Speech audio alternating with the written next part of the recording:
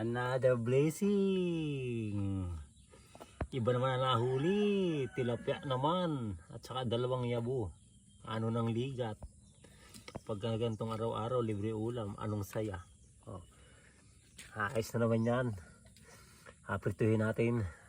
Sigurado, gataan na naman ang laban nito. Haha. Dali. Ato. Humihinga pa. Nasaan ka na? Putil na, humihinga pa. Ayun, ginagalaw-galaw pa. Oh. Tumituto na. Yan. Ayan po ang lahok. Meron po tayong patula. Meron po tayong kamuti. At meron naman tayong walang kamatayang kata. Kasi yan po, masarap ito eh.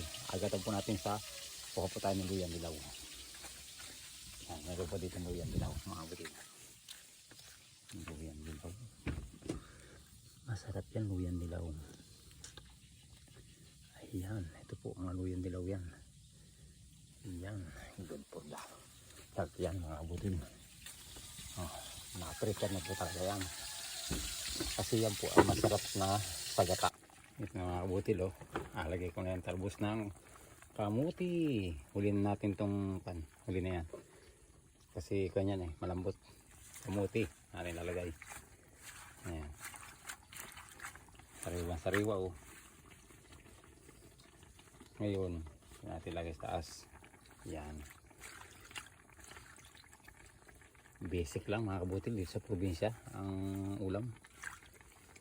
At saka wala nang kuskus balungos ang luto dito sa probinsya mga kabutil. Kasi dito lahat ay organic ang ginagamit. Organic. Gulay organic. Nasa bakuran lang. Yan ang huli ng bubo natin ngayon, tilapia at saka yabo. Wala tayo ngayong alimango mga kabutil. Siguro nalaman na sila yung nahuhuli kaya sila ay hindi mo na dumaan dun. Ngayon ang nadisgrasya ay tilapia.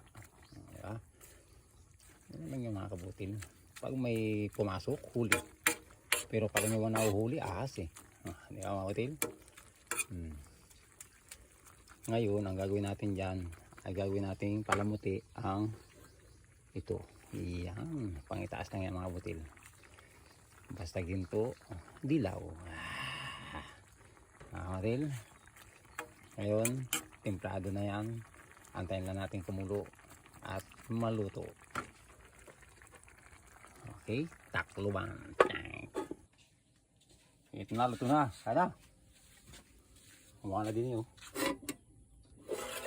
Ayun. Swak na ang ulam. Bago may sili, solve ang kain.